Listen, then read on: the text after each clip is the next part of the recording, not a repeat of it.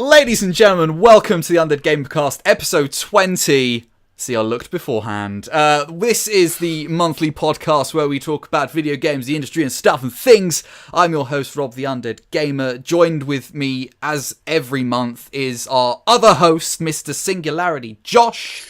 Yeah, what's up, guys? How we doing? Who's sadly not on cam due to a debacle with his... I'll use the word there, debacle.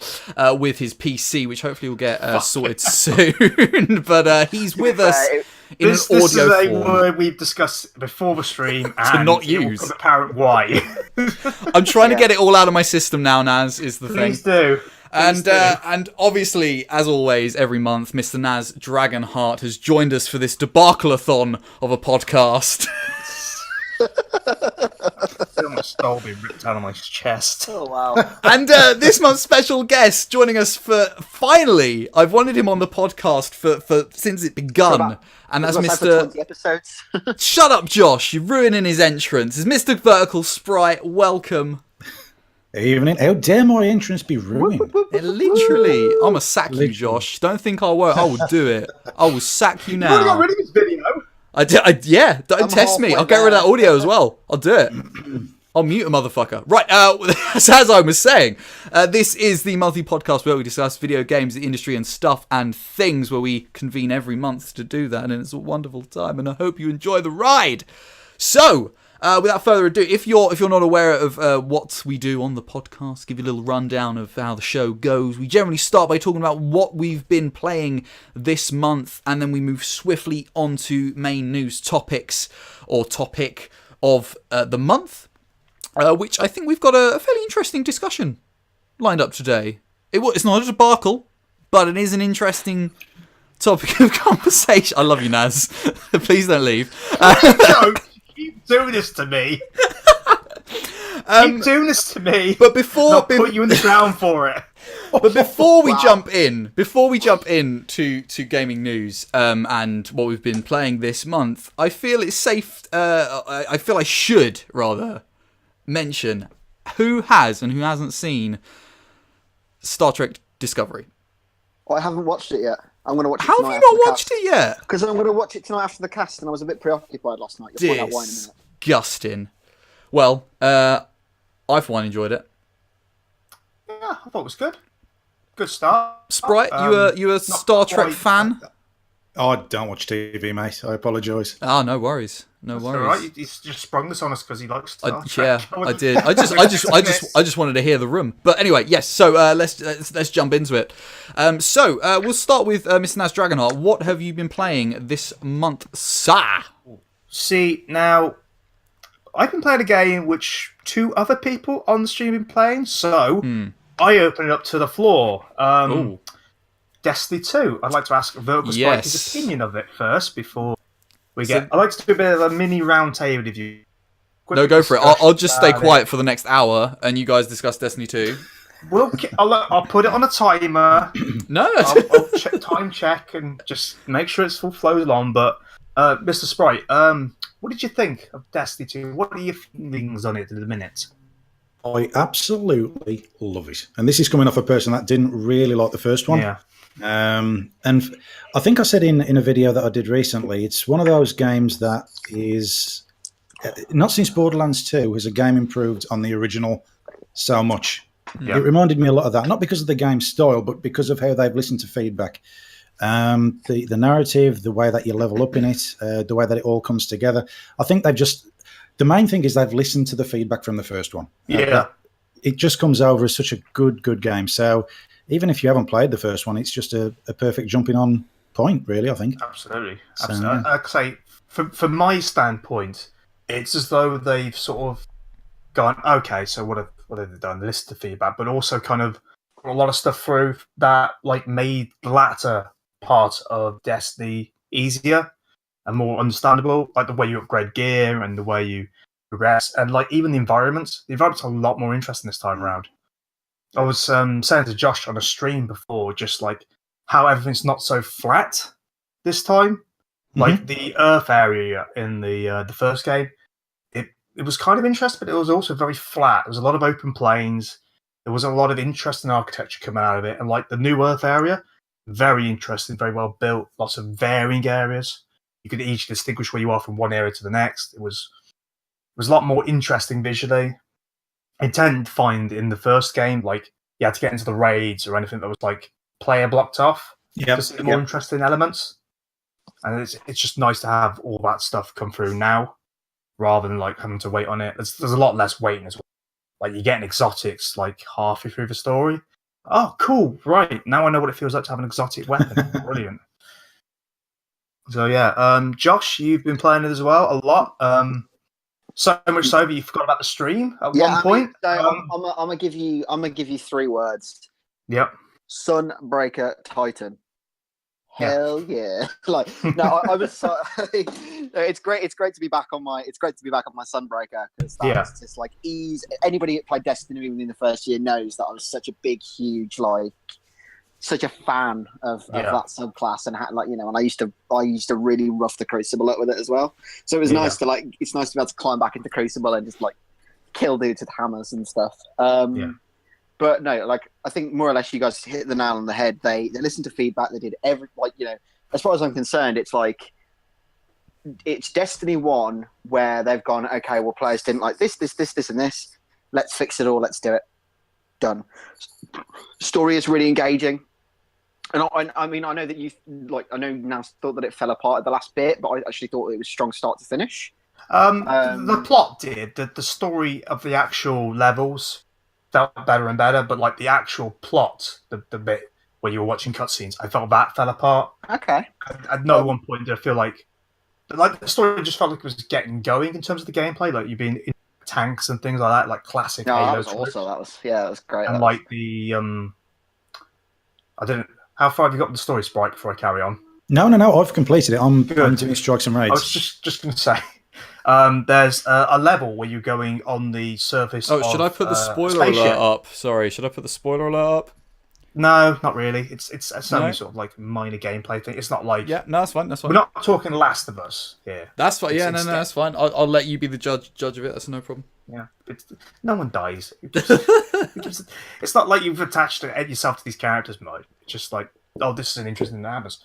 So there's a bit which very I liked a lot, where you're on the ship on the outside, but the sun, you're like right close to the sun. Yeah. Oh yeah. Feel the heat and it's blaring, and honestly, I started just screaming, just get into cover. I was literally going, safe for a bit.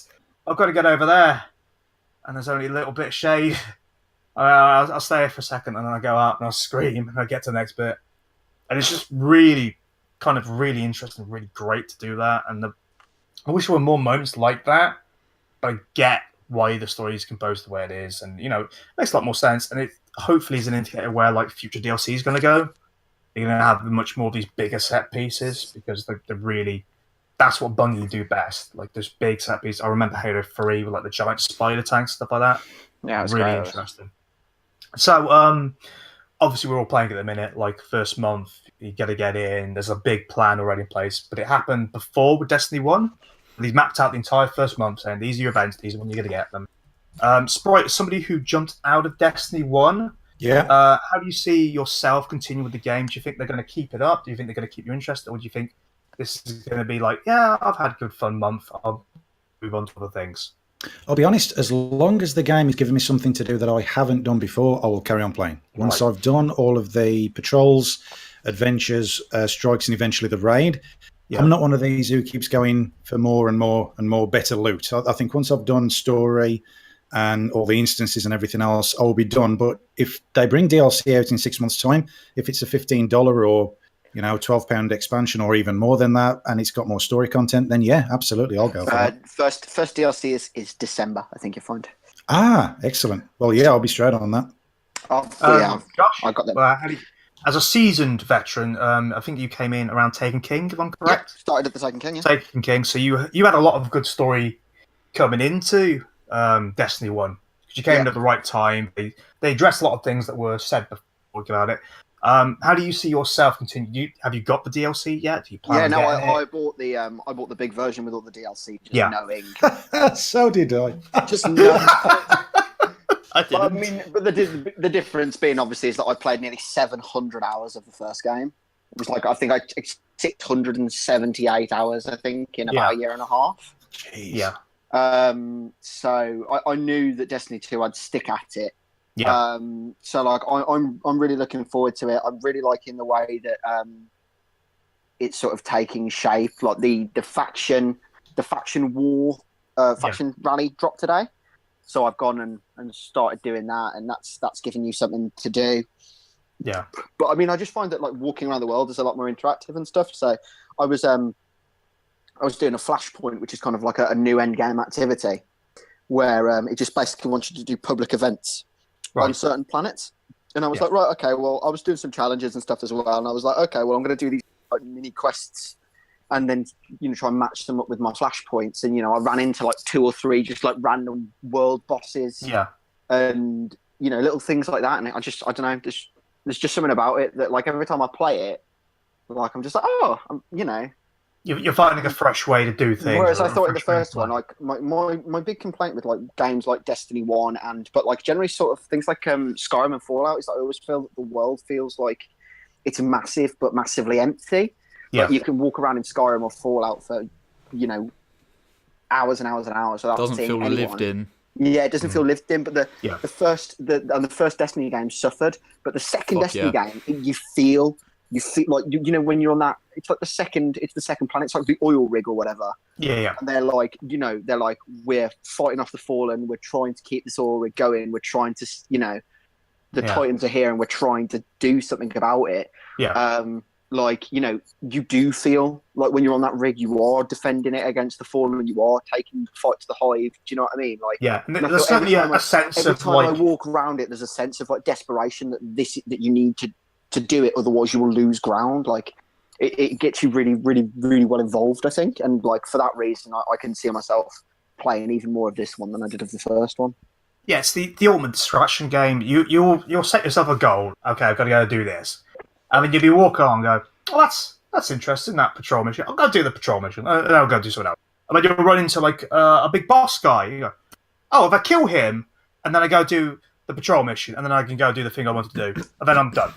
And then you go find someone else. You go, okay, I'll do that, and I'll do that, and before you know it, you've done 20 things before you've even got to the thing you wanted to do. Like, but it's not so convoluted. I don't think it's convoluted as that though. Whereas like in Skyrim, when you're like, right, I'm going to set my quest, and I'm going to go to like wherever I'm going to go to Whiterun, and I'm going to do this quest, and then before you even got there, you've ended up in 6 barrows, and then you're like, well, I need to go now to the brewery to sell all my shit because that's the closest shop, and you never actually like. I felt like lots of the time with Skyrim that I never achieved anything in a play session.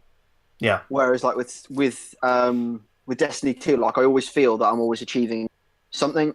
Yeah. Like I sat there for 2 hours the other night and just did like challenges, like they're like little world mini quests for those of you who haven't played it and don't know what they are. Yeah.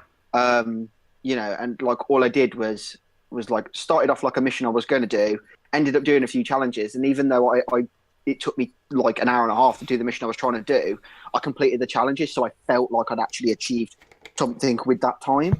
Like I got that objective flash up, say completed. So I felt like I was actually achieving something, and it wasn't necessarily even linear either, because it's like those challenges open you up to the entire world that you're on. So like I said, as long as, like Sprite said earlier, as long as there's something to keep me engaged, like I don't mind doing the same thing a few, more than once. Yeah. But like as long as there's something to keep me engaged, I will continue to play it, and I can, it's looking incredibly promising. Good. I think for me, it's going to sound like a really strange example to start with, but stick with me on this. If you ever played Batman Arkham Asylum, the one reason that game succeeded so much for me was that there was never an end of mission and then a start of another one.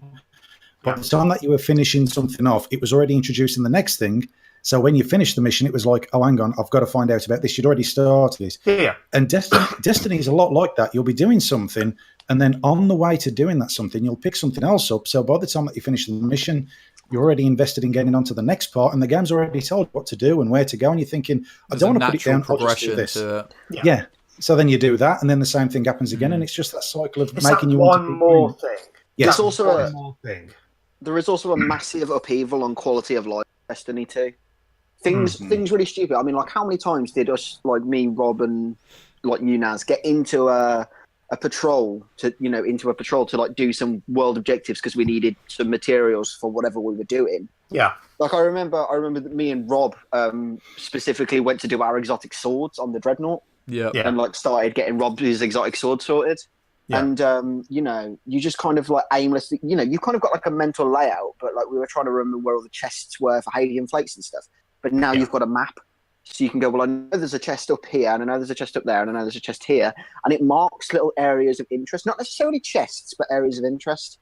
So there's like lost sectors and stuff that you can like delve into and fight a bunch of enemies. I think for me, because I've not played Destiny 2, but I played a fair bit of Destiny 1, I think it's safe to say. Yeah. Round about, not that long after Josh started. I think, 4 months after you started, I think. Did you get it? You got it for your birthday, didn't you? No. I got it November the same year you got it, because I got it during Black Friday sale, because it was cheap. Yes, you did. Yes, so that was that 3 months or something after you started, or something like that? September, October, November, yeah. So yeah, but obviously I really didn't sink as much time as Josh did into Destiny. But my biggest complaint with it was that Destiny was fucking boring. Destiny was hella boring for me, and the thing that I enjoyed the most when I played Destiny, and the reason I kept playing it was because I was playing with Josh, and it was because I was playing with Naz and James, who was also in the chat, and a few other people. That's when I really, really enjoyed myself playing Destiny, when I didn't quite feel like I was doing pointless shit, or if I was, it didn't quite matter so much because we were having a laugh doing PvP or doing a raid or a strike or something. But how, in terms of like single player content, has Destiny 2 changed from Destiny 1? I think if I'm honest, the best person to answer that question might be Sprite, actually, because like having stepped away from Destiny 1. And kind of for much the same reason as you, I guess, because he was just sort of bored of it. Yeah, Sprite, you're probably the best person to answer that question for Rob, I'd imagine.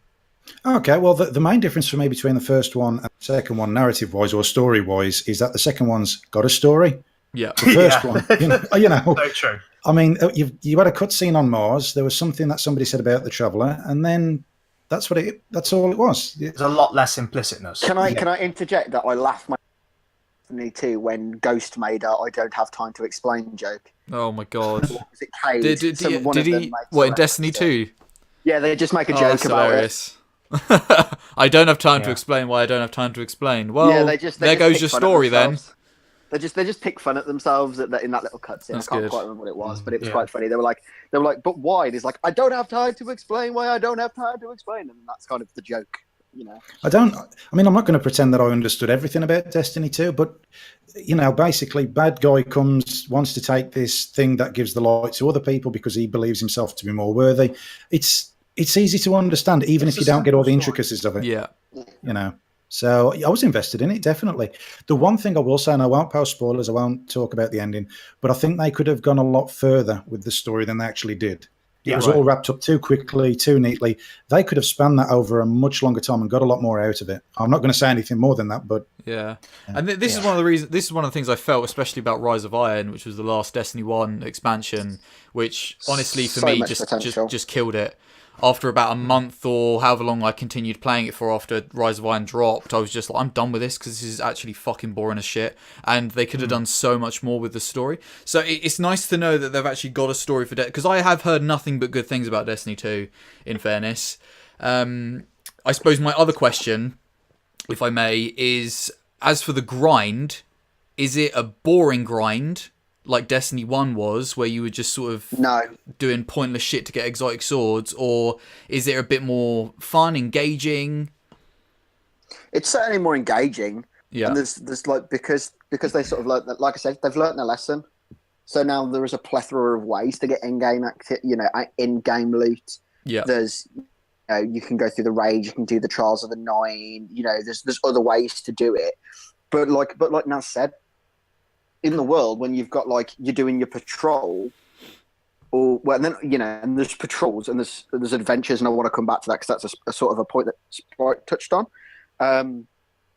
where you're on your way, and then all of a sudden you'll kill like a spider tank, and then you'll like loot the spider tank. There'll be a piece of gear in there, but then like you don't feel like you have to go like find this spider tank. Do you know what I mean? Like the reward for actual end game world stuff is it does stay relevant to you, and also the level scaling for the enemies is really good as well.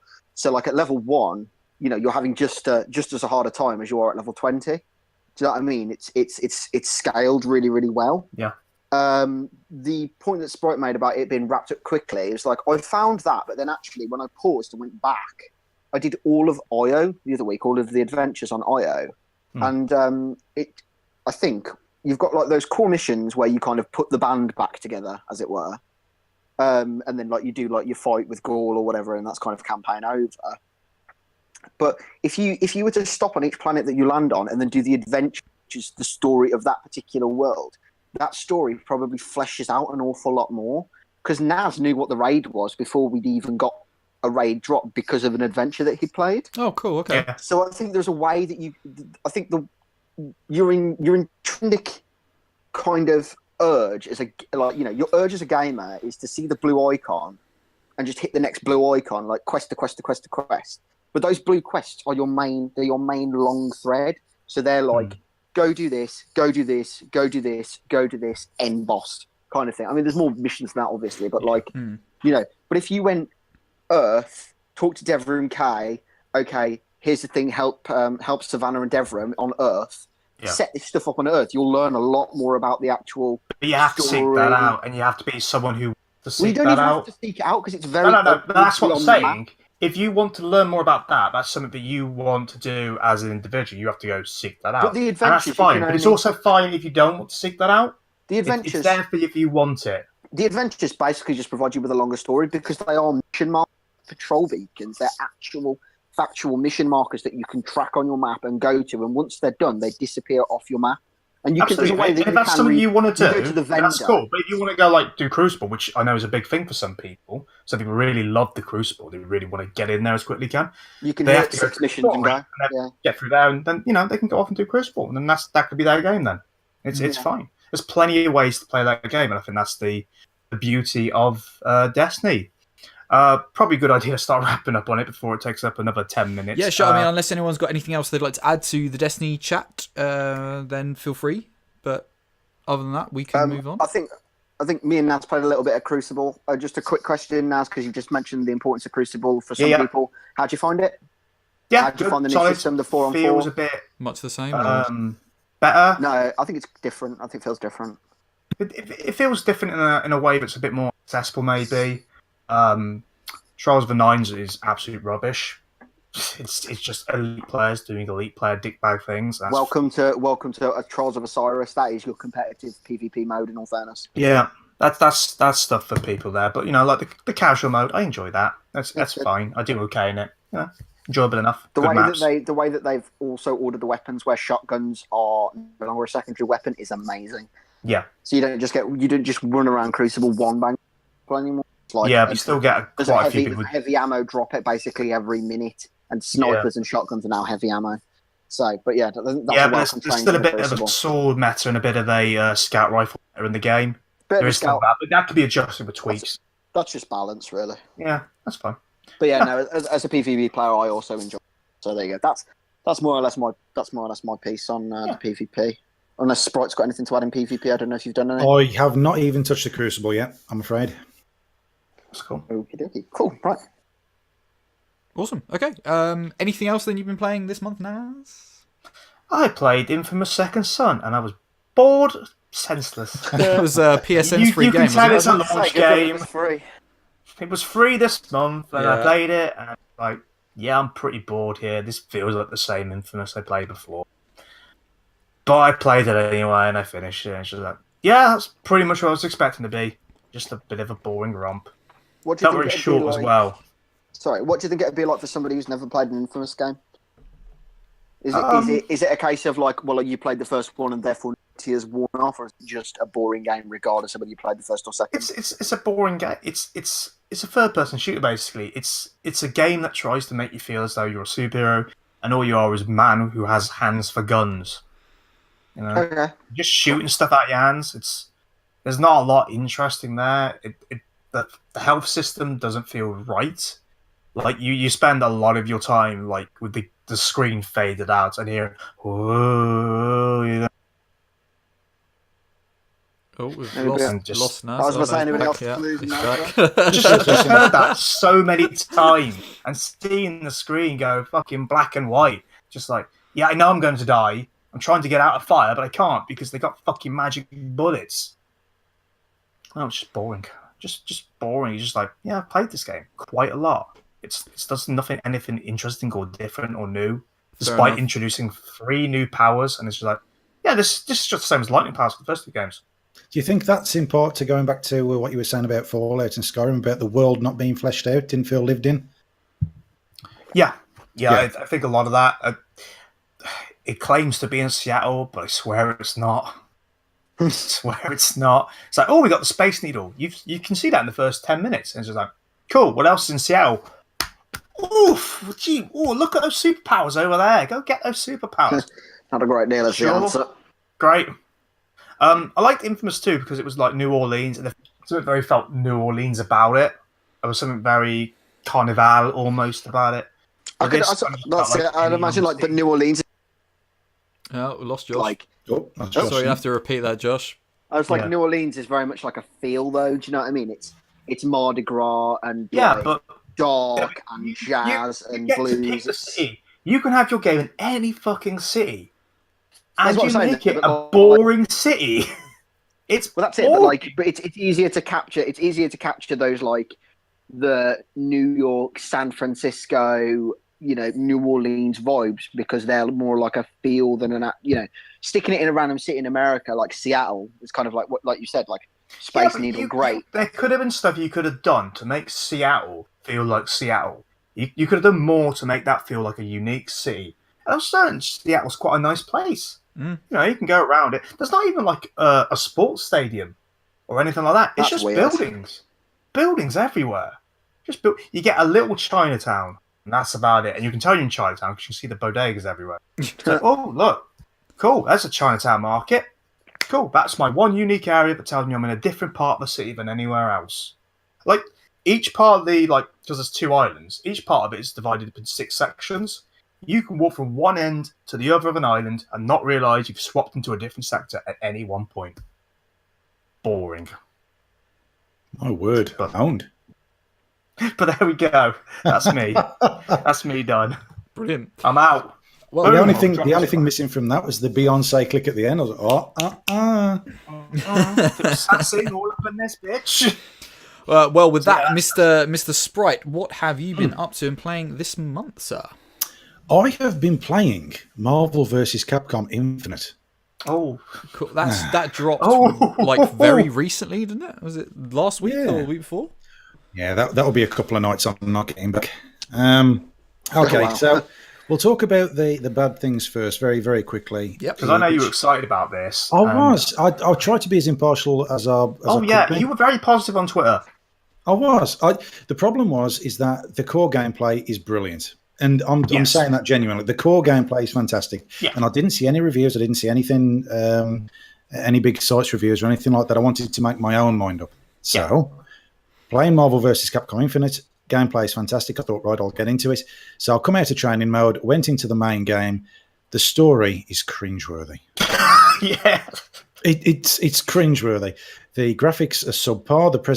The presentation, I put more effort into my overlays than what they put into at the end of round screens, and I just couldn't hack it. So I played the demo of it a couple of weeks back, and I thought something felt wrong about the game. Yeah, something just feels not right. Like it feels like Marvel vs. Capcom, but it's something not quite there. Mm-hmm. So it doesn't feel quite good. Yeah, I can't put my finger on it. The gameplay is fine, but the way that it's all come together and the selection of characters, the X-Men are so missing. I saw Didn't they take Wolverine out of the game? Oh yeah, so many. Yeah, I've heard they took Wolverine out of the game. I've heard they've shoved in as many Guardians of the Galaxy characters as well in the game as they could. It's just a cinematic universe. Yeah, just simply because obviously Guardians of the Galaxy is extremely popular.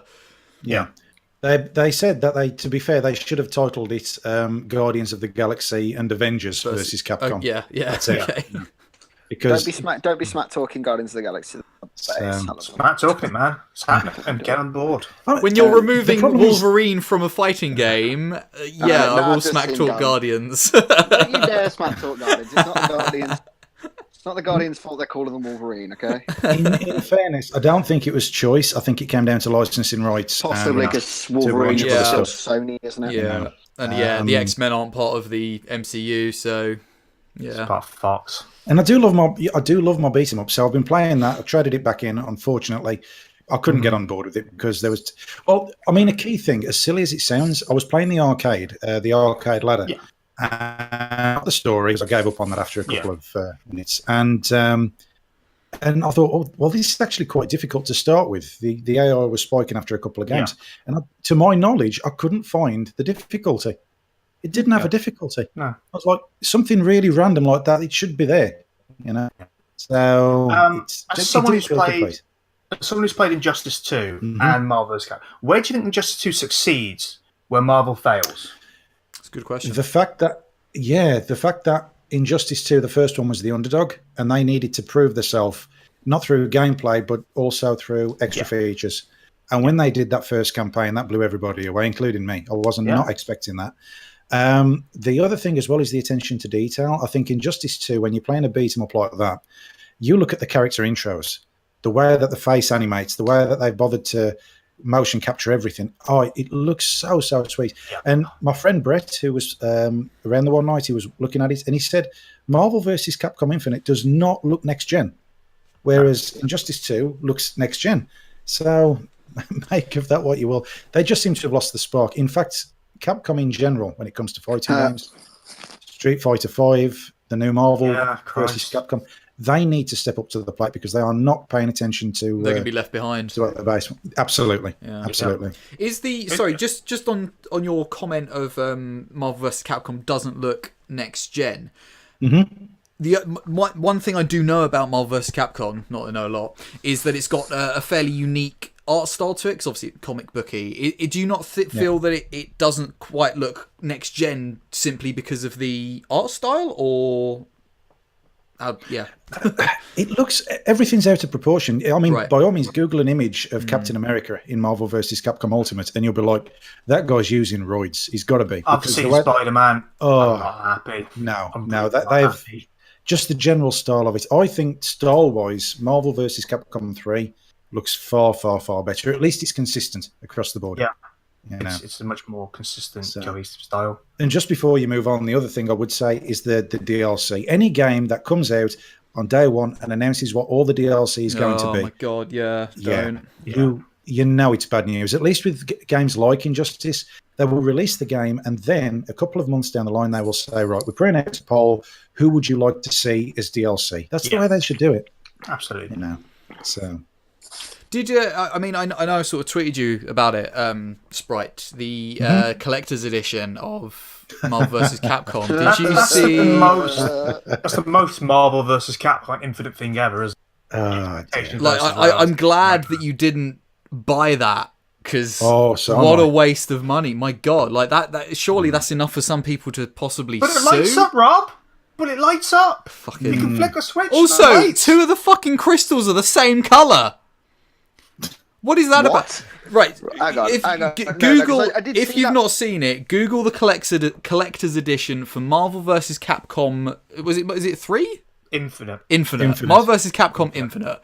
And they've basically given you the Infinity Gems in a nice little box, and the promotional shot looks fucking beautiful.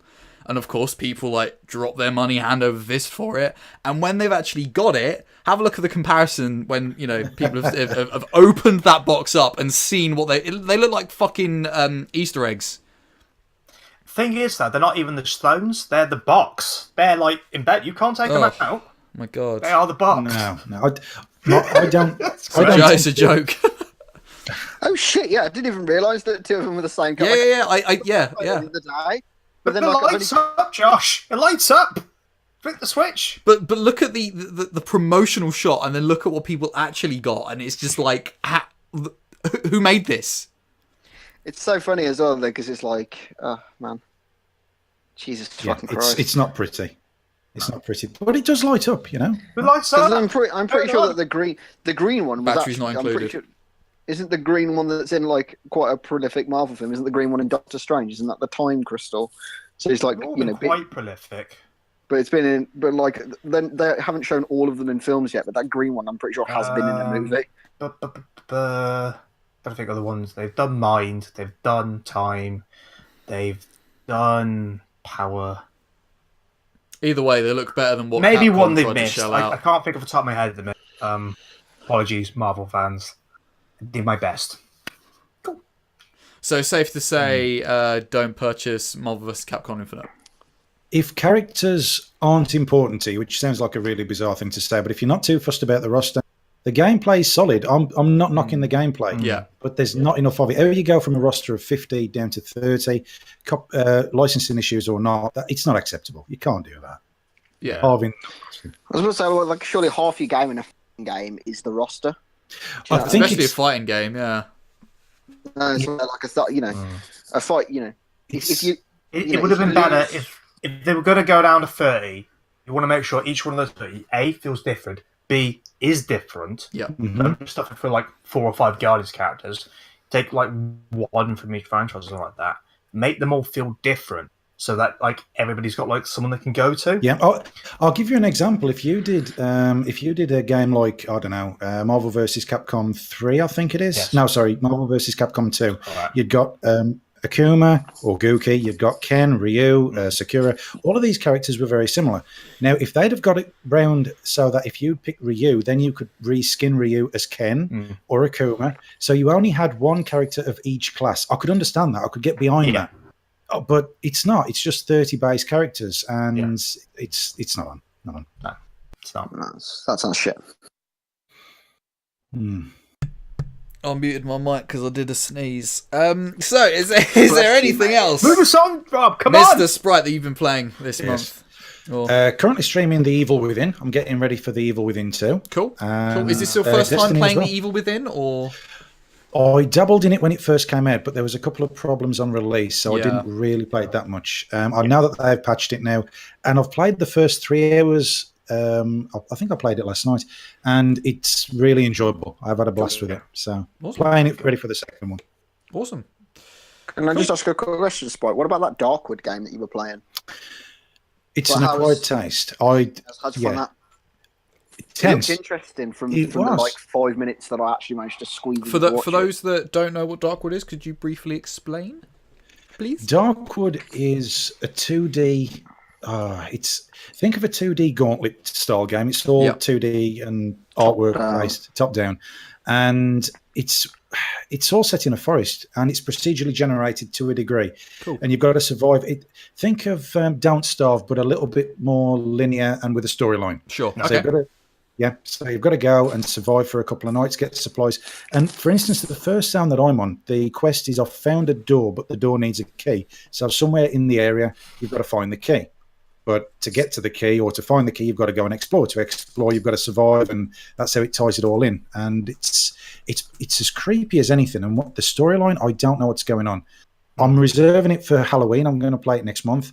But it's a very strange game, but very scary and very unique as well. And if a game's unique, that I'm halfway there to playing it. Yeah. Cool. Sweet. Awesome. Well, if that's it, Sprite, I will move on. Yes. Wonderful. So, Josh, what have you been playing this month? Unless it has literally just been Destiny. It hasn't literally been Destiny, but it hasn't been Really? much I don't apart believe that from for a Destiny. second. Right. So Now for the next 10 minutes, watch SingularityJosh improvise what he's been playing this month. Oh no, we won't need to improvise. I need to improvise. To that being said, it'll be a fairly short conversation. But basically, yesterday was payday, and I got a really good deal, and so I'm now an owner of a Nintendo Switch. Yes! Oh, Friend me, Josh. And God's actually, sake! I tell you what, mate. As much as a naysayer, and I will put my hands up in the air and say I am wrong. Because like I played about 2 hours of Breath of the Wild last night, and it was fucking excellent. Oh, I played a little bit of Mario Kart 8, and I managed to play it portable, and it's brilliant. And I played literally about 5 minutes of Sonic Mania this afternoon as well, but then switched to Mario Kart. But no, I'm actually very, very pleased with it. That's a hell of a lineup, that. Yeah, I mean, and I've got Mario and Rabbids Kingdom Battle. Oh, yes, boys. Well, but I haven't played it All yet. the boys are in. So I'm really, really excited to play that. But like, I know that Mario Odyssey was dropping next month, and I was half tempted to buy a Switch for the new Mario game anyway. But then I was like, you know what? And then I saw this really, really good deal, and I was like, oh, I can't really pass it up, to be honest. So yeah, I did that. I did the thing. Got the best games console. Game over. It's not the best games console. Josh has got it. It's done. It's not the best games console, but it's actually gonna. I think it's gonna be really, really good for me. Awful lot of traveling at the moment, like big long journeys. About like exactly what it's for. You know, like 10-hour round trips and things. It's not a home console. It's a portable console that you can play on your TV. When I came back home yesterday and set it all up on my TV. Did it all on the TV. Didn't even put it in handheld mode until lunchtime today. Yeah. And was playing Breath of the Wild last night on the TV. Yeah. And it's excellent. Like, you know, like and the way that it. And I was really, really impressed with how easy it was to flip the modes around as well. So to literally just like dock it, undock it, you know, put the Joy-Cons on the side, take the Joy-Cons and put them onto the grip, you know, put it on tabletop mode. Like how easy all of that is. Like I know that like I just hadn't like I'd heard people say, "Oh, it's so easy," but I just thought it was. I feel so vindicated that somebody else is backing me up. Finally, I thought it was a bit of bullshit. But to be honest, it's literally like I got hammered when I bought a Switch by you. I know, mate, but finally. But there is actually. I've got an ally. There is games for it now, and there is games coming out for it in the next 2 months. That was my biggest issue with it to start with. Yeah. But like now with Doom coming out and Skyrim and some other bits and pieces and some decent indie titles and things like that. Like, yeah. But no, that's about it. Aside from that, I've just been absolutely plowing Destiny as often as I can. Cool.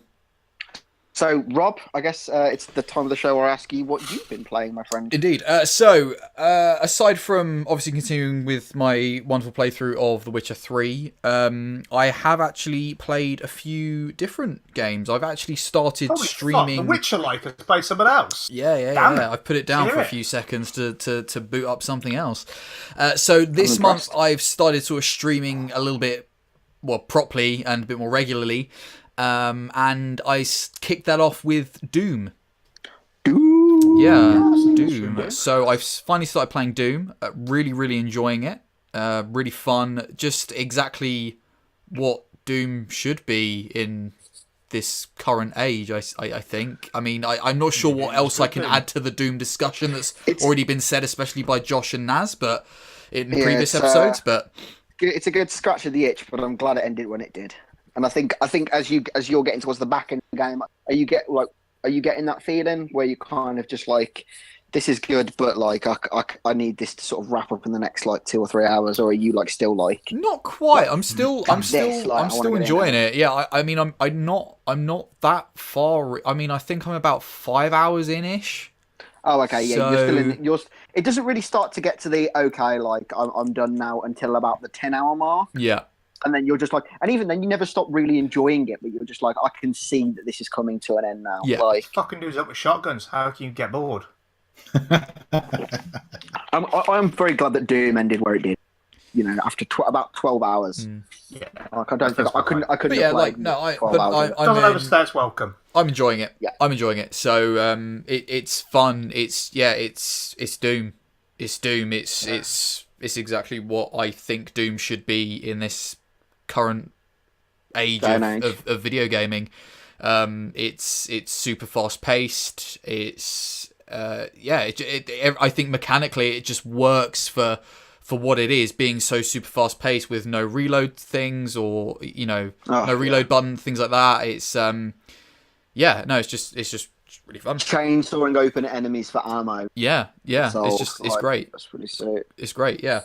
Really enjoying Doom. And I also picked up the other day, because I streamed it on Friday, I think last week, a game which came out about a week or two ago. I've actually bought a new game. That's mad. Never do that. No way. And that's Tooth and Tail, which is a really, really awesome RTS style game made by, I forget the name of the company, but made by the same people that made Monaco.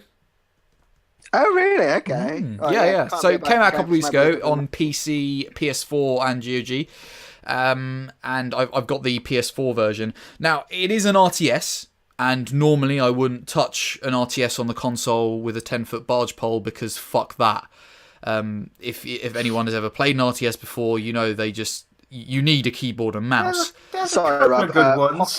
Pocket Watch games, just to... Yeah, Pocket Watch games. But this Tooth and Tail was made, you know, it is so comfortable on a controller. It's not weird at all. It controls really, really well because you control it slightly differently to a normal RTS where you'd select all your troops and then move them in, sort of thing. But for people who sort of don't know, it's got an awesome, similar to Monaco, like pixel art style, which is really, really lovely, really colourful, or colourful and dreary. If two contrasting words I'm using there, but it's basically Russian Revolution meets Animal Farm meets something else, which I had in mind. Like a Watership earlier. Down or something, by the looks of it. Yeah, I guess, yeah. But essentially, it's just factions. Redwall. Oh, okay. The book series. Fantasy series by Brian Schick. Yeah. So it's basically a bunch of animal factions all deciding that they're going to eat meat, and whoever the winning faction is will sort of eat the other faction. So it's really fucking morbid, but it's really interesting, and yeah, it's just a really great game, and it controls really well on PlayStation. So, or with just a controller in general. Does it feel more like an actual product? Because you said it's different. Oh, sorry, Josh. You'll have to repeat that. You cut out there. Does it? You were saying it feels different. Does it feel like Age of Empires? It's like a lot of stuff happening. No, so kind of like it's a bit more on a. You've got less units. It's a bit more on a sort of smaller scale to like a big RTS. And the maps are all like procedurally generated, so you could replay the same mission, but you'd be in a different map. Okay, which I suppose adds to the replayability of certain maps and makes the online multiplayer, not that I've played any, interesting. But basically, you control your general on the map, and you run around as your general using the controllers, and you've got different buttons which allow you to rally troops, or you can rally certain troops by deciding what troops to rally using your D-pad and things like that. So it's not as big scale as something like Age of Empires or Total War or whatever, but still allows you sort of that almost customizability or in choosing certain troops and obviously building up your resources and things like that and that sort of thing. So yeah, I don't know if I'm explaining that at all well, but no, that sounds. I am getting what you.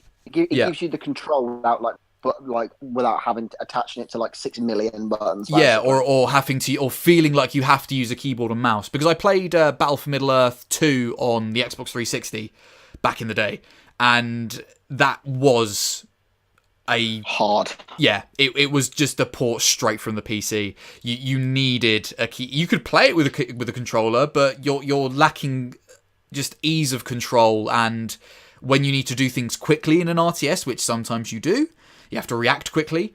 You just couldn't properly using the controller. But it's completely different with Tooth and Tail using it on console. It's really, really easy to use, really well done, really well implemented. Everything feels smooth. Nothing feels a bit like, if only I had a keyboard and mouse, I'd do this differently. Which was one of the reasons I really researched it before I made my decision to buy it on PS4 instead of PC, was the control scheme.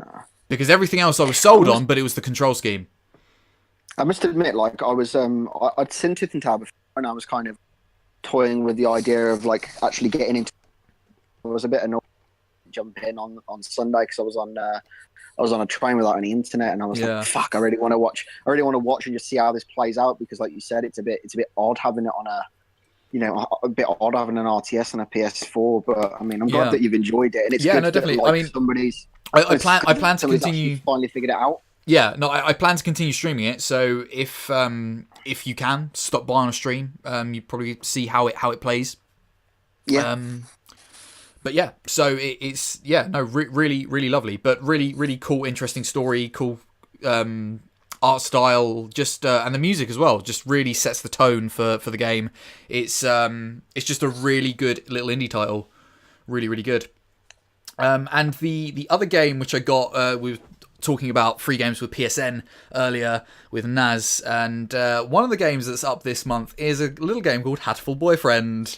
Fuck me dead, God. Pigeon dating sim, which I started playing yesterday, and my God. Yep. Yep. That was met with the appropriate amount, I feel. Almost. I'm you want to date a pigeon? I'm at all times distressed, intrigued, and disgusted as I play. And I feel that's the only way to play Hatful Boyfriend. It's fine. You're not alone, though. There's a plot thread about the end of the fucking world in there. It's true. It's true. It's true.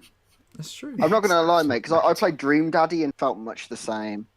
Like, I played Dream Daddy and felt very much the same way. So, but I mean, I can only imagine it's more dramatic with its pigeons and not sexy dads. Because at least I had the sexy dads to look at.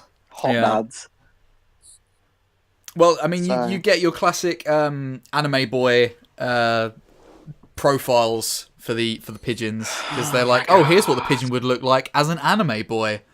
So there you are. But you can have it, so you can set it so you just look at the pigeons. Yeah, you can. Yeah. No, I just want to look at the pigeons, mate. I want to look at the sexy pigeons.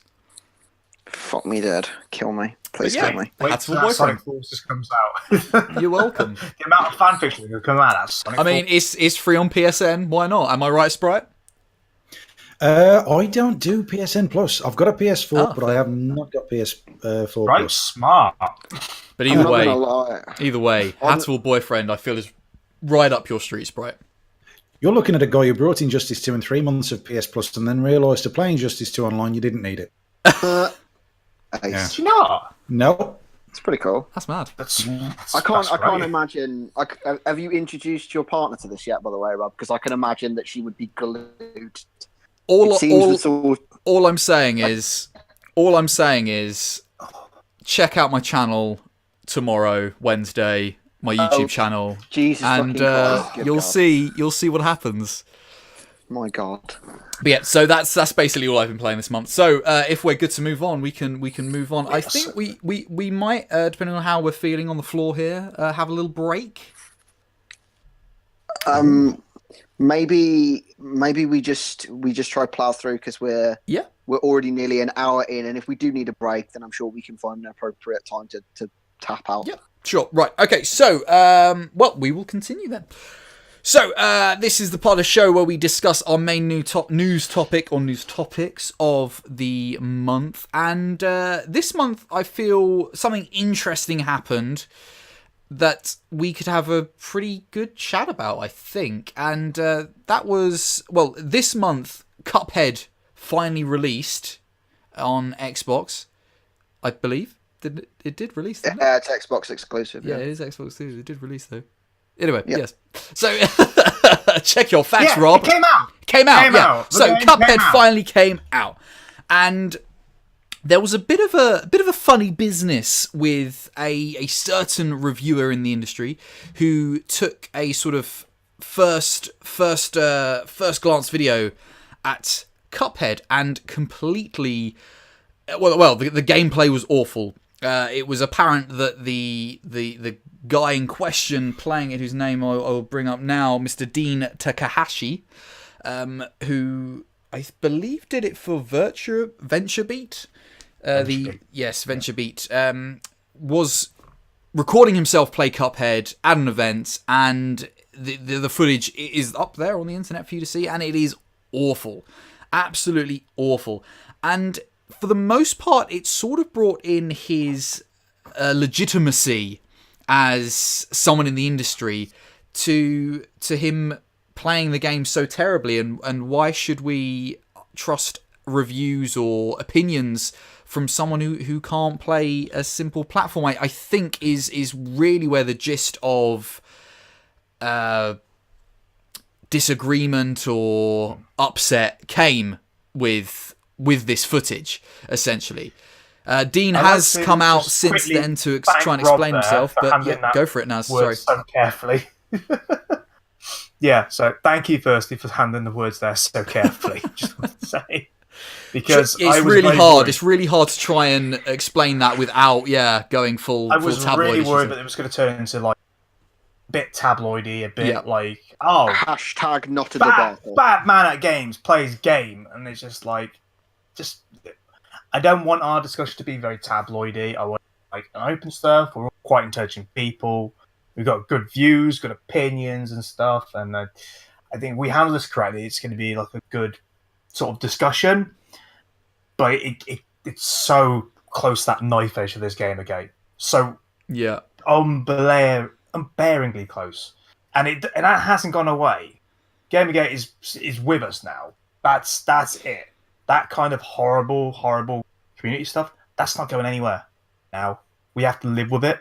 And if we're going to have to live with it, we're going to have to try and address things in certain ways and try and avoid the way we talk about things like that. But we also can't be afraid to address stuff we think is bad.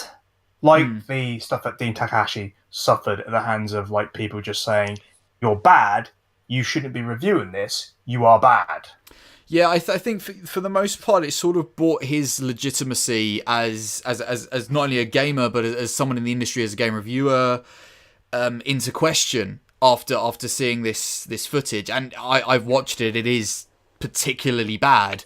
Is it any worse than a YouTuber, though, who goes around claiming, "Oh, I'm so bad at this game"? Content.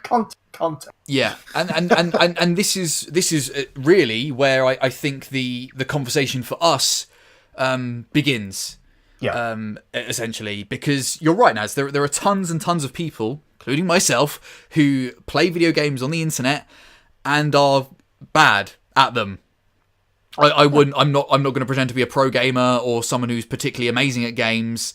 I have my moments, but for the most part, I think I suck at games.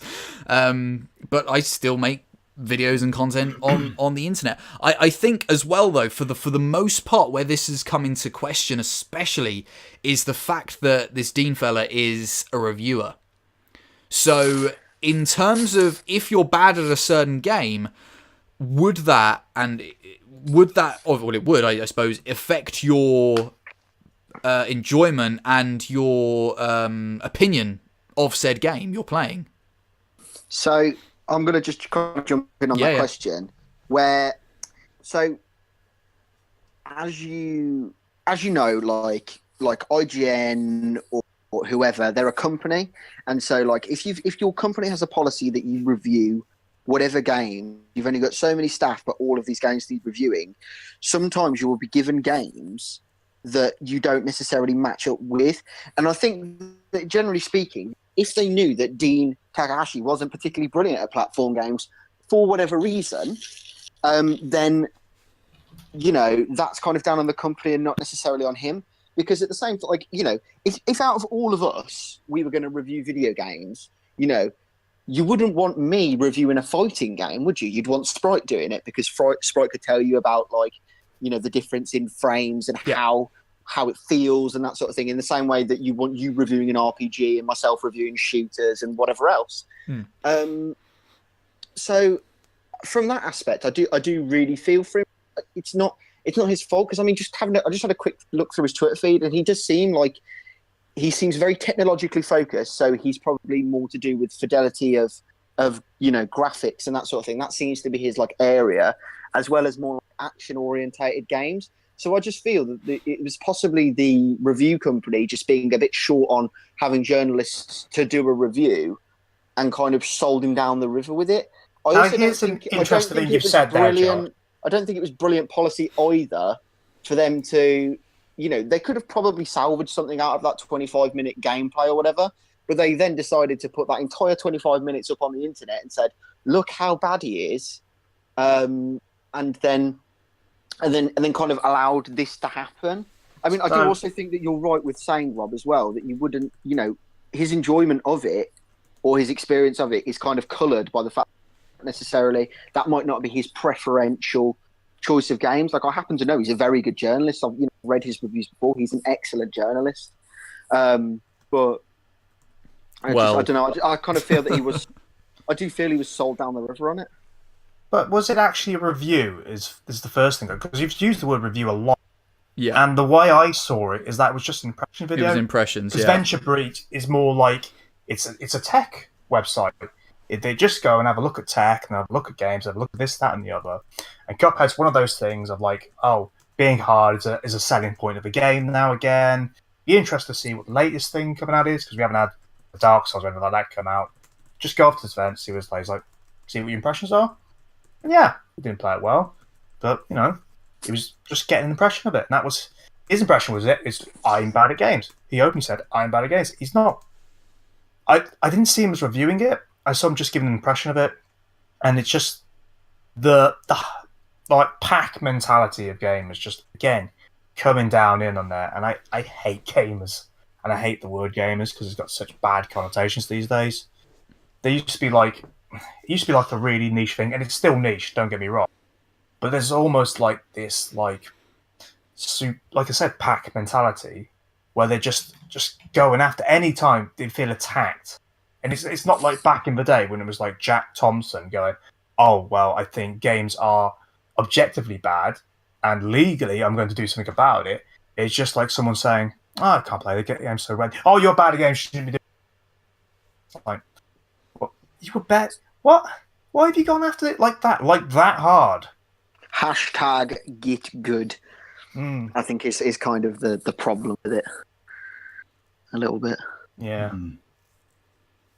It's a big old thing. But like I say, if we want to swing it back around to the aspect of reviews and stuff like that, I mean, what makes a good games reviewer? I think it's the question we need to be this is one of the reasons why I wanted Sprite on the show for this discussion, because Sprite has reviewed quite a lot of games on his YouTube channel. So I suppose that question, or a question perhaps, falls to you, Sprite. How do you feel as a reviewer of sorts with this situation? Do you feel, are you particularly careful about what games you choose to review, or are you? Yeah. Yes. I have not seen. Okay, full disclosure, I have not seen the footage because Cuphead is a game that I'm definitely going to buy anyway. Fair. So a game that I'm definitely going to buy 100%. Whether everyone says it's 1 out of 10 or 10 out of 10, I don't watch because it's pointless spoiling it. But I did read the story. I did look at the articles, and my take on it is this: there's a lot of unknown factors in this footage. Was it the first time that he played this? I mean, for instance, if you go and play Dark Souls and capture the footage of that first time that you ever put it in the machine, it's not going to be that great, because the first time you ever play a new game, you're figuring it out. Another thing is, was he a gaming journalist, or was he a tech journalist, or was he somebody who usually does interviews? There are so many different types of gaming journalism out there. What I would say is that if you are a games reviewer, if you're somebody like, and I said from Josh, IGN or a gaming website, if you've been sent to review a game, then you need to be clued into that game. If somebody gave me a copy of FIFA 19 or whatever and then said, there you go, Sprite, review that, I couldn't do it because I don't know enough about sports games to make a good, impartial, comparative video based on all of the other games. And the other side of it as well is, if he isn't clued in, how can he talk about it objectively? Yes, he could say, oh, this game looks good, or I like the style of this game. But if he's reviewing the game and he's not clued up on the genre of it or how these kind of games are supposed to work, then, he shouldn't have been on that. That's not a knock against the bloke, but, it should be the right kind of person for the right kind of job. And if you look at football, would you get somebody who doesn't understand football to be a footballing pundit? You wouldn't, would you? You might get somebody, you wouldn't get the gardener who knows everything about the field to comment on the players, even though he enjoys watching football, he takes part in watching football, but he wouldn't commentate on it. So you need to get the right person for the right job. Maybe that didn't and happen. I think for the most part that's where the sane side of the conversation has come from. Like your analogy states, you wouldn't get a plumber to do an electrician's job. So if someone's not good at video games, how could you take their review or their opinion or their impressions at face value almost? But again, is there not interest in an article about someone who doesn't play games playing a game such as Cuphead, which is that's not necessarily the point. Going to be difficult. That's not necessarily the point of what the argument is, though, Naz, because the guy does review, which is sorry, Josh, can you repeat that? You cut out there, buddy. That's not necessarily the point, though, because the guy does reviews for a living. Yeah. But it's not a matter of like just because he's done one, like just because he was given the wrong game to review doesn't detract from the fact that he's not necessarily bad at games. Do you know what I mean? I mean, I'm fairly confident in saying that I feel like I'm fairly good at games. I'm fairly competent with games, but I couldn't play a fucking fighting game to save my life. I couldn't fight my way out of a paper bag, and if like I do think that it's just bad. It's bad business practice giving somebody just something that they're incompetent on for the same reason that Sprite says of like, and Rob said, you wouldn't get a plumber to do an electrician's job. If the guy is good at 5 or 6 genres, and the company isn't necessarily a small company either, there should be somebody better equipped to cover it and give a fairer, impartial impression. It doesn't mean that he's bad at games, and it doesn't mean he's bad at reviewing. So I don't understand this vitriol of not from you guys obviously, but from the internet of just going, well, you need to get good and get out of the industry, and bad and your shit, and you need to fuck off and go and do something else. Because he was just given the wrong thing. Yeah. Go ahead, Sprite, sorry. I was just going to say, that is such a sweeping statement. If somebody said you have got to get good or get out of the industry, he could be the best. He could be the best beat 'em up footballing sports player out there. He might just not be suited to this kind of game. Well, that's it. That's the point I'm making. Which, if he's an established gamer, if he's somebody who plays games and enjoyed them, then he will know that he's not into these sorts of games or not that good at them. Maybe it wasn't the best pick or the right person for the right job, but we can't answer that, can we? Well, the other thing is as well is obviously when you do work for. Oh, Josh, you cut out there. Sorry. He's right. As an independent reviewer, you're picky about what you play. You wouldn't necessarily review this, that, and you said yourself you wouldn't review FIFA because you're not really a football-y person. But when you work for a company and it needs coming across the desk and somebody needs to write about it and all of you other journalists are elsewhere, sadly these things do happen. Yeah. Where it's just you're the only guy I got, and regardless of how, regardless of not necessarily your preference, this is just the shitty job that needs doing. So, I just don't understand everyone's willingness to so quickly sell him down the river when it's I don't generally think it's his fault. The problem is as well, and obviously since this whole impressions video got released, there's been people who've looked further into Takahashi's career, and in 2007 he reviewed Mass Effect.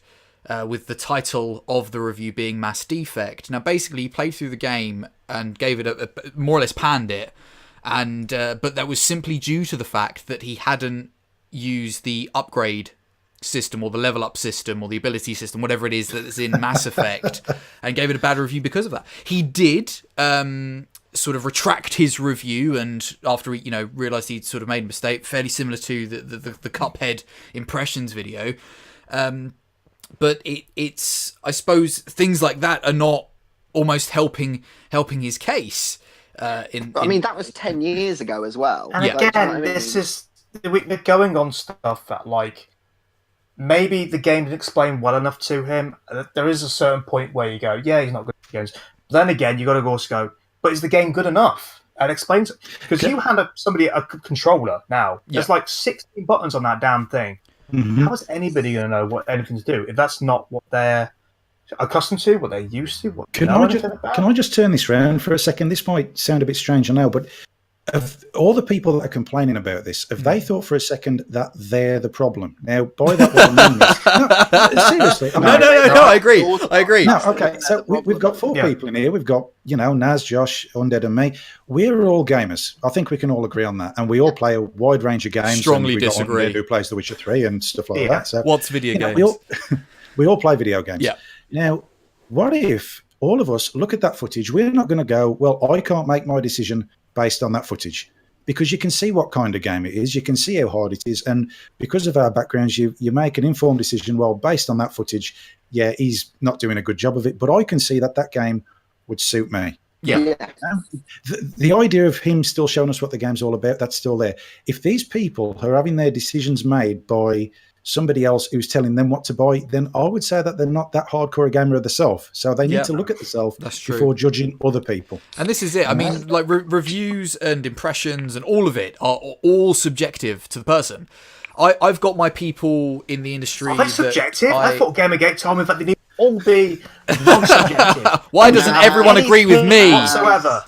I'm swinging, mate. I'm swinging. But like, I've got my people in the industry who I take their opinion of, and their, and I believe it or trust it, and, be people like Jim Sterling or Total Biscuit. But at the same time, I will still make my own decision about a game, and it's entirely based on whether I would like the game. I can trust their opinion that what they're saying is legit about said game, but it's still up to me whether I then go and drop $60 on a video game.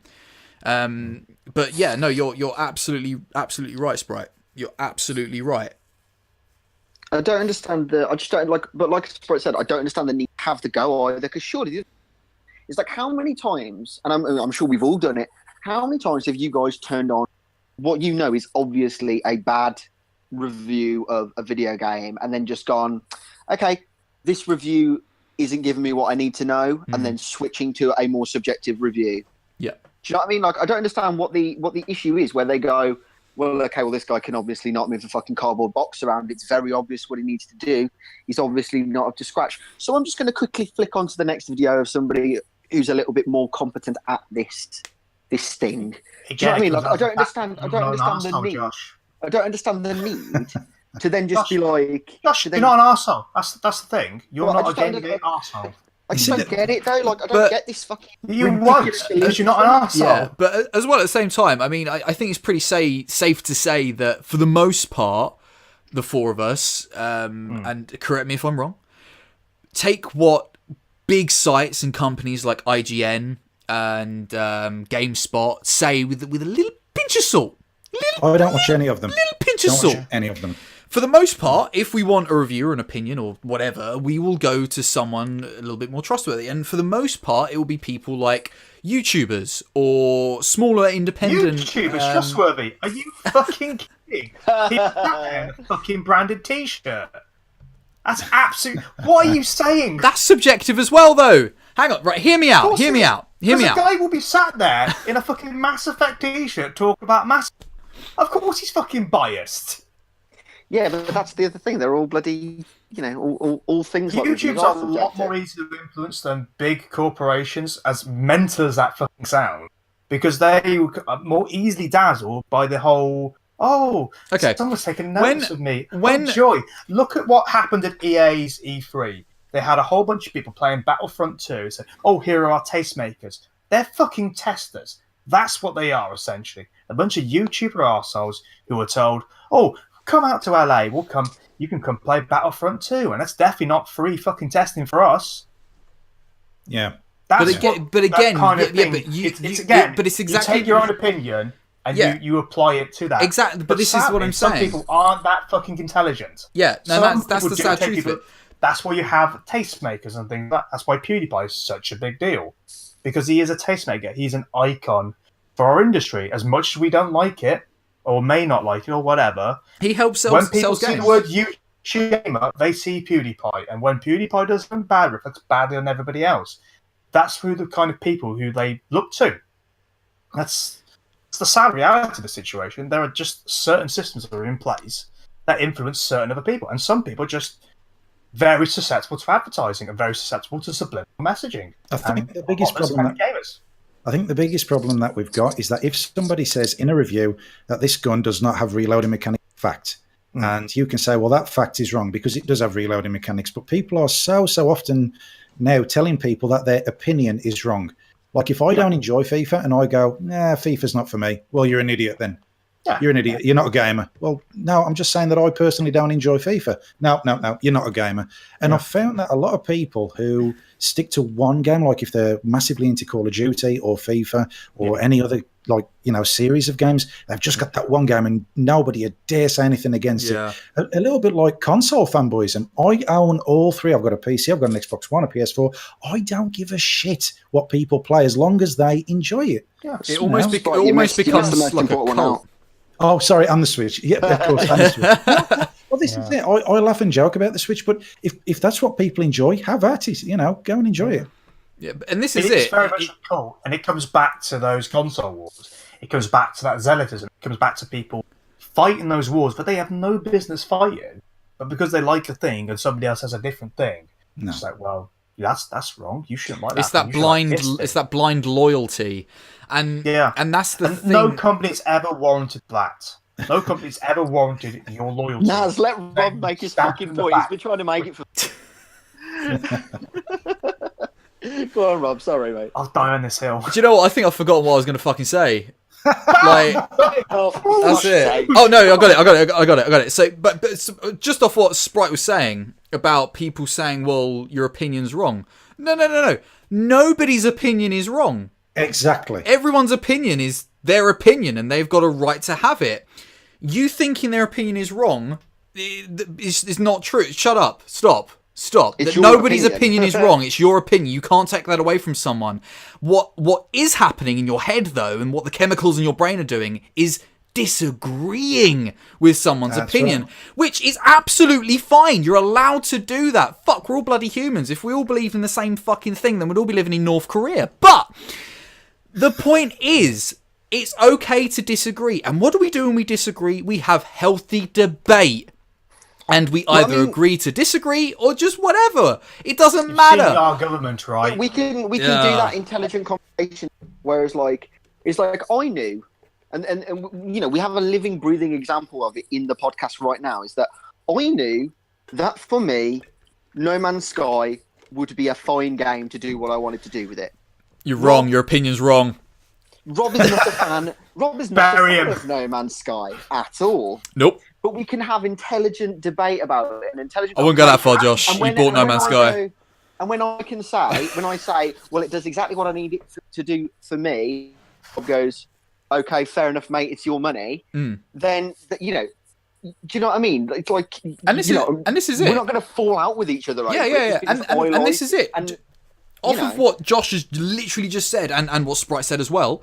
Hey, you've spent $60 on that game. Are you enjoying it? Do you feel personally that that's money well spent for you and your enjoyment and what you get out of gaming? Yes. Then fucking good on you. I wouldn't drop $60 on that game, but that's because it doesn't do what I need it to do. But it does what you need it to do, so that's fucking brilliant. But there are so many factors, like taking No Man's Sky. The reason that I enjoyed No Man's Sky, and I did enjoy it, I played about 15 hours of it. Heathens. was because it reminded me so much of Rescue on Flightless, a game that I played when I was a small child on the Atari, the ST. Right, and okay. That's it. And that's money well spent for you, and that's fantastic.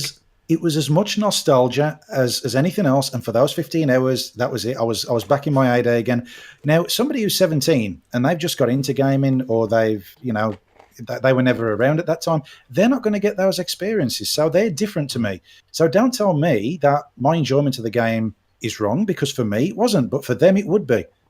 It's so. Well, it's really you do sometimes get people who spend money on games that they don't like and then complain. But to swing it back round quickly... Wish I had that sort of fucking disposable income, my God. I need to get it back on track. Swing it back round. Yeah. What would make a good reviewer? Now, for me personally, a good reviewer doesn't have to be somebody who's good at games, but somebody who can write well or can produce well. Honesty. Now, there are a lot of people who have unfortunately seen and read some of their work, and it's not good writing. They'll talk about the game mechanics, things like that, but I'm never getting a sense from them like they know fully what the game is about, particularly the more complex games like Last Guardian or The Last of Us.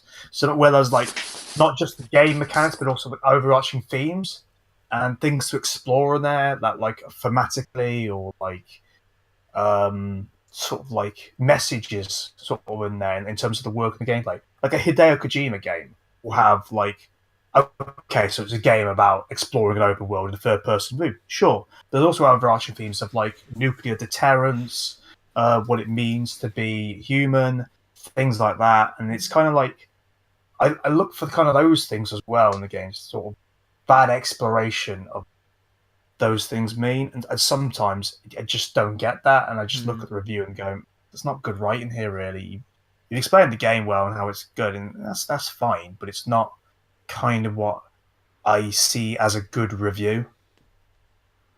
I think as long as the reviewer is open and honest and discloses it, like it. For instance, if I had FIFA, going back to that example, the first line of my review or the first line of my narration would be, "I don't usually review football games or play them, but." Yeah. Now, from that opening line, they can take whatever views they want, agree It's or full disagree, disclosure. but they know where they stand and what they're watching when they watch it. I think objectivity is a big one for me, and like, you know, just being like objective and just being like, okay, fine, you know, and not letting other experiences color your, not letting other experiences color your first game negatively. So, for example, if they did No Man's Sky 2, just going back to my earlier example or whatever, and Rob was the reviewer, I'd hope that Rob as the reviewer would be like, look, I'm gonna be honest, first one didn't do it for me. Yeah. And I would. But and then just treat and you just when they treat every experience as a new thing, and then obviously do go back and kind of link things as they need to, but they don't let previous bad tastes or previous good tastes, which was a conversation we kind of had about Mass Effect, I think, a couple of months ago. Kind of let them colour what, you know, their review, and let, you know, and kind of take it all. You know, Mass Effect 3 didn't review necessarily as well as Mass Effect 2, because Mass Effect 2 was a masterpiece, and therefore, do you know what I mean? I wish they'd taken them as 3 as its own thing, you know, wider. Do you know what I mean? Like, but again, you're going after sequels there, and I say sequels are always good comparisons, and I think in a sense it's still fair to say this game is a lot like this game in these ways, but things have been made better, things have been tweaked slightly in such ways.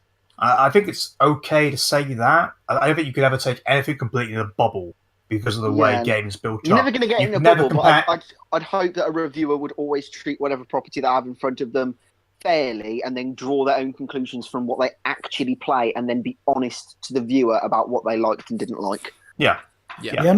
My last point on it, and I can feel myself getting worked up now. The rage is real. The last point that I would make is there's something on your shoulders. It's called your head. Use it. Yeah. 10 years ago, we had to rely on magazines and articles for this. And if we was in the same position now, then fair enough. But we have this site called Twitch. We have this site called YouTube. You want to know if a game's for you? Go watch it being played and make your own mind up. Yeah. For the love of God, don't put the onus on you saying, I've wasted this money because of that reviewer. No, you didn't. You've wasted your own money because you didn't make your own mind up based on what you saw. Because you didn't get yourself informed. Exactly. You know, don't use your buyer's remorse or blame somebody else. And at the end of the day, it's your choice whether you buy it or not. The reviewer isn't pushing you to buy it. He's giving you what he thinks. Your opinion will be different. You've got to live with that. There's no guarantees. What I will say is that one thing that does piss me off is when they do trailers for games and they put half the spoilers in those trailers. I really do wish they'd stop doing that. That's one thing that does wind me up about gaming these days.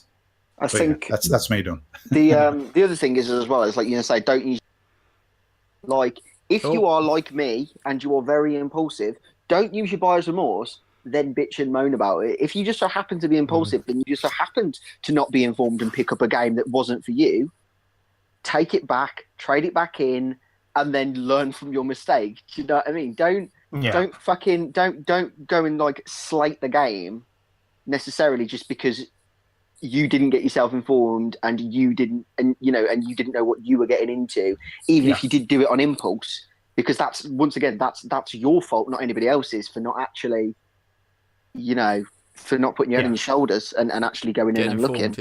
Yeah. The thing I will say about events that happen like this is that it threatens to limit the conversations we can have in games. So take Anita Sarkeesian, for example, when she started wanting to do the women in tropes in games. Yeah. Well, the tropes in games, sorry, not just the women thing. Again, that's me just doing that thing. But she has such a backlash of wanting to do a topic that explored those kinds of things. And we should be having those conversations. And I found the article about a non-gamer person trying to play a game an interesting argument. It's such a weird hobby in that we tend to say, oh, it's for everybody. You know, you can find a game for everybody. And then same throw go, you're playing the game wrong. Unless you're a 20-year-old white male, like, basically. You know what I mean? Yeah.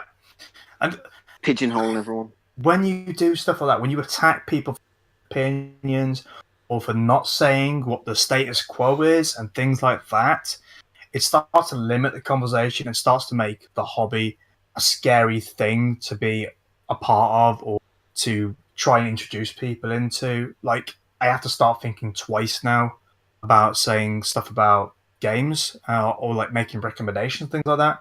Because can I just ask a question? As who is that to that you have to double think about it? Just generally to people in general, or like to people who necessarily aren't playing a lot of games, like the more casual people, perhaps like family members and stuff like that. It's not as easy for me now to go, I should check this game out, it's really good online, or you should check it because it's really good that. Like, I'd find it hard to recommend any Call of Duty, Dota as well. I think that one's a hard one to recommend because that's such a tight-knit community. Such a niche game. Very professional. Yeah. Stuff like that. It's very hard. Like, even though I may enjoy it, and I'm fine with my enjoyment in games, and I can give my opinion on them, blah, blah. I think we've all seen that in action. But to recommend a game to somebody else, that's a difficult ask, particularly with the way the environment is, the way the conversations go about games. Like, what's the big one? Like Undertale, for instance. I'd love to recommend Undertale to every single person because it's a game about friendship and it's lovely. It's really great. But there's still going to be elements in my back of my head that go, is that right for that person? Is it okay for me to recommend that game? Are they going to get on with it? Are they going to get on with the control scheme? Is everything going to like? Sometimes it doesn't, you know. But here's the thing: would you ever worry about saying, "I watched this movie, I enjoyed this movie. Why not give it a try?" Absolutely not, and I shouldn't have to. Exactly. I should never ever have to do that, but I do because the community is so toxic. That was the point that I was going to make after. The biggest issue that we have as a hobby and as a community of content creators and gamers and just general people is that we have to face the toxicity going forwards and try and be as inclusive as we can and not just shit on everyone because they like different things to us. If I want to play My Little Barbie's Princess Castle, then go fuck ahead as a 24-year-old white guy. Do you know what I mean? Like, that shouldn't be a problem. Again, it's easy enough for us to say it as white males. But like I say, and that's the other thing as well. If you're not a white male, you're kind of like your opinion's always going to be drawn to question by white males because they're arseholes, and that's sad, and I hate that so much. But that's it. Like, people will challenge you on more or less any issue, but then it, like, as we kind of touched on earlier with that kind of, it's that PewDiePie stuff that ends up in the news of like, horrible comments about whatever. It's those things that end up in the news. And so as a whole, as a community, we need to learn to stamp that out and do it from the grassroots up. So the next batch of content creators, when they do get up to PewDiePie's level or whatever and unseat the fucker, like they need to be better than that. And we really need to start. We need to tackle that from the grassroots of it. We don't, we shouldn't be expecting Gathalion and Broman and PewDiePie and like Greg Miller and whoever else and Jim Sterling to be setting the example. We need to be that example and we need to take it forward from the bottom up, not the other way around, not top down. Yeah, no, I agree. And this is it. I think we're in a nice position. A lot of us here have got decent followings, especially Sprite. And I like to think that we attract a certain type of person to our sort of communities. Non-shitbags. And if there are any people that are spewing hate or just being absolute wankers, then they're sort of, this isn't a gaming space for them. This is a safe space for everyone and everyone. But as soon as you're an arsehole for no fucking reason to someone else, get the fuck out, go away. Yeah. I banned 3 people mid-podcast last. Yeah, you did, yeah. And just because people were coming in here and spewing hate and mouthing off to Dauntless for no fucking goddamn reason. Damsel, actually. The damsel, apologies. But either way, it doesn't matter who it is, you know what I mean? It's just, that's not welcome or allowed in our communities, because, as you say, Josh, that's right, we got to start from grassroots up. We have to set the example and be those examples to everyone else to make gaming inclusive. And the funny thing is, like, gaming is so inclusive and so such a broad thing as well, and people still don't fucking get that. And this is it as well. Why is it so? Sorry, mate, go on. Yeah, no. I was just going to say, what? All right, I'll go. Just to say, why is it so important for somebody to be a gamer or not be a gamer? Yeah. Now, I do snowboarding. I go away to France once a year, and I might go to the snow dome about 6 or 7 times a year to practice. So if somebody says to me, "Do you do snowboarding?" Yeah, I do snowboarding. You liar. You only do it 1 week of the year. Well, no, but I do it. There's this thing about if you're a gamer, you've got to prove yourself. So many hours. Why? It's an identity thing, isn't it? It's an identity, and they latch onto that. If you're the shittest gamer ever, if you can't get past level 1 of Pac-Man, if you're enjoying that, then what does it matter? Just enjoy it. Exactly. Yeah, no, 100%. 100%. I get it with my work all the time, my profession. Just because I'm not working currently in what I do doesn't make me any less of what I am. No, not at all. And that's it. But and this is it as well. Like, I wouldn't really pick up or buy a fighting game at all. It wouldn't do it for me, at all. But it doesn't make me any less of a gamer to Sprite, and vice versa with whatever genre that I play that he doesn't particularly like to play. It's all subjective. It's also broad. It's also for everyone, of all skill levels, all fucking tastes and genres or whatever. And you're right, Josh. As soon as people start realizing that, then we can hope to move on. But hopefully, from the grassroots up, we can start to set an example. Yeah. Gaming now is one of the most accessible and easiest things to get into. Yep. You want hardship, you go around a shopping centre at the age of 10 to somewhere like Tandy's, and you had to buy something on a cassette tape which you knew nothing about, take it home, and then wait for it for 30 minutes to load, and then realise it was shit. That was when gaming was not. If the game worked. If the game worked. I mean, now blow the cartridge a little bit. you can just watch the game being played. You can make that decision. Just enjoy it.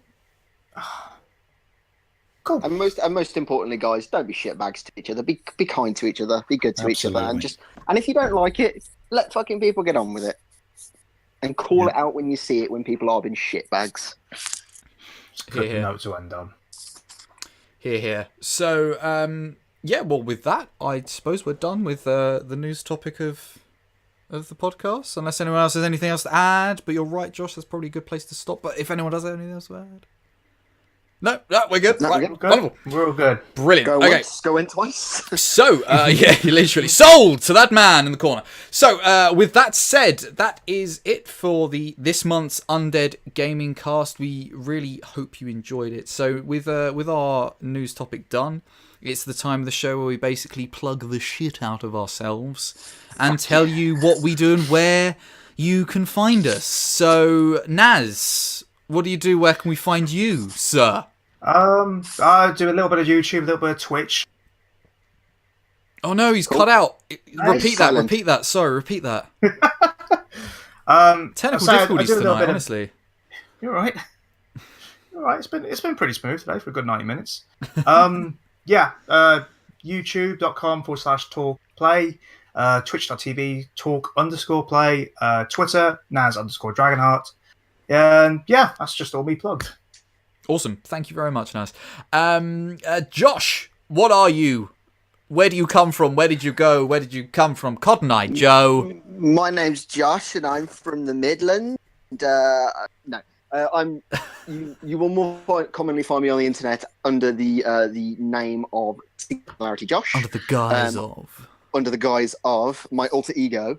It's not even his final form, ladies and gentlemen. Not over 9,000. I am a Twitch streamer. I am a Twitch streamer, and you can also find me on Twitter and Facebook. But you will find me at everything /SingularityJosh. So that's twitch.tv/SingularityJosh, twitter.com/SingularityJosh, and facebook.com/SingularityJosh, and also Instagram as well, .com/SingularityJosh. What have you been playing on the stream recently, or what is to come this coming month? What can we expect? Destiny 2. I'm having a bit of an issue with my computer where my power supply is faulty, so I need to get that changed. But once I'm probably going to try and just fucking hobo it and just do it straight from PS4, and just play some Destiny. I mean, once I've got my computer back, I'd like to do some streams with the Switch, so maybe do some Breath of the Wild or something just casually, or some Kingdom Battle maybe. But yeah, primarily Destiny at the moment, switching off onto things like your Dark Souls, your Bloodborne, and that kind of thing as well. And also any other little indie game that kind of takes my fancy as I go.